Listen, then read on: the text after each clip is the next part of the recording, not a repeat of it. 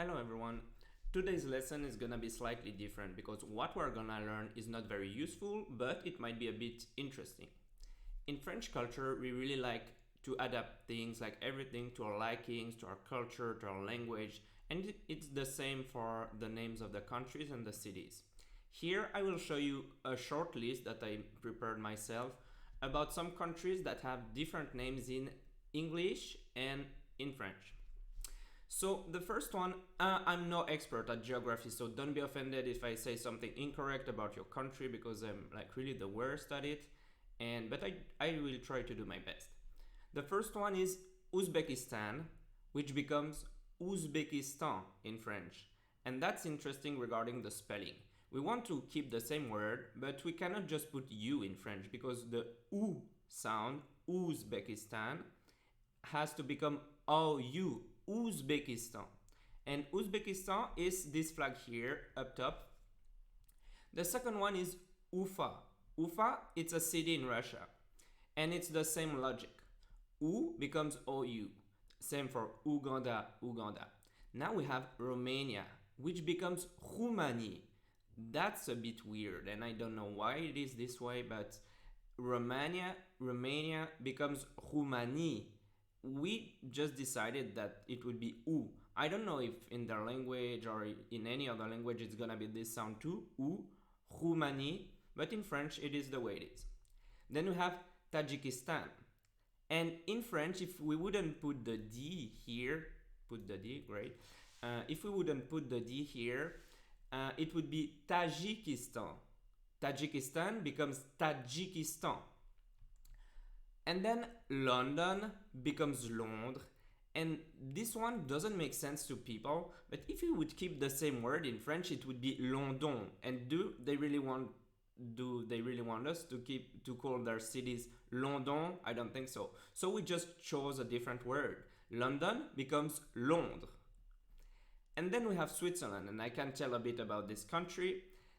In French, it's Suisse. Switzerland is Swiss. It makes a little bit of sense why it is this way. It was first called when Switzerland was like built, when it originated, it was three areas which were called Uri, Schwyz, and Unterwald. And one of them, Schwyz, gave the name Schweiz, and Schweiz, Swiss, it's all together. It's the origin of the name. But other interesting facts is that it's CH, for example. CH here, it's the abbreviation if you want maybe to send a parcel to Switzerland and you just have two spots, like two zones to put letters, it's gonna be CH for Switzerland. CH for Confédération Helvétique. And yeah, in English, when it's gonna be Switzerland, like the land of Switzer, land of Schweiz, alright, and then it becomes Swiss for the citizens, the Swiss, or the adjective, the Swiss people.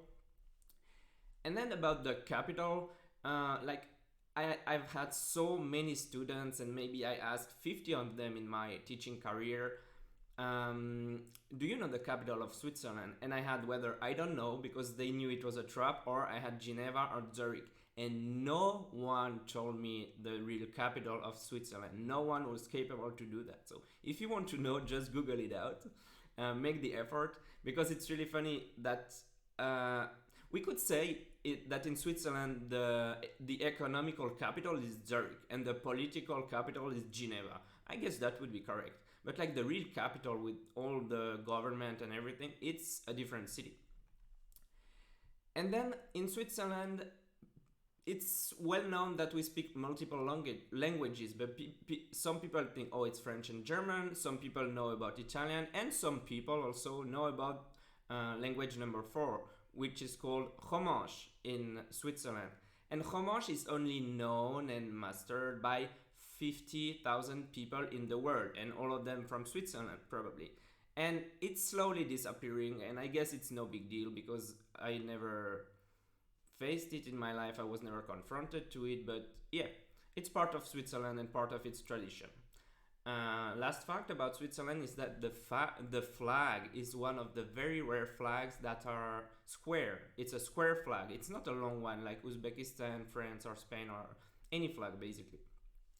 And then we have Belarus. Belarus becomes Biélorussie. And in France, I mean, French speaking people don't know much about this country. And because it's called Biélorussie, they very often think it's a part of Russia, when actually it's not. They have their own country and it's different. Then Germany. Germany, Allemagne. And it's funny because it's a completely different word, but it's also Aleman and stuff like that in other languages. So it's not French that is completely different. But what is funny is that German really like to have their own words for everything.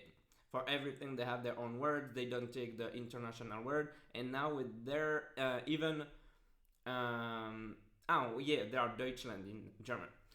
Even with their country, we change it.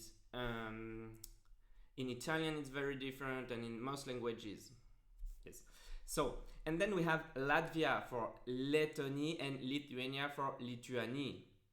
And this is quite interesting because the fact that we change it to Lettonie, which sounds like Lituanie, make French people mix them a lot. No one knows where Lettonie or Lituanie is. They don't even know if it's the same country or not. But it doesn't happen in English because Latvia and Lithuania are very different in terms of sound. And then we have Myanmar, Burma, and Birmanie in French. And before I started traveling, I never heard the word Myanmar.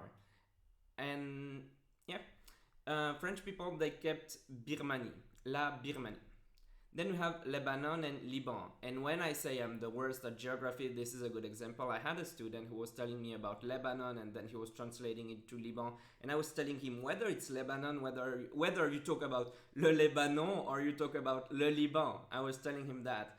But it's ridiculous because it was the same country and he was like, I'm from this country. I know how it's called. I know how it's spelled. And I'm like, no, it's two different countries. Trust me. And since then, I just shut up when it comes to geography because I was feeling really ashamed. And then we have Wales, Le Pays de Galles. I know nothing about this country, but I just know it's very different.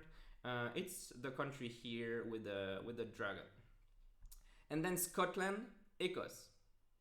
So that's it for today. It's just a few of them. There are more, obviously. And for the cities, I'm no expert in cities. I don't know much. So if you have any idea, if you have any suggestion for more cities with very different names in French and in English, you can let me know in the comment. See you next time for another video, and I hope you liked it. Bye. Take care.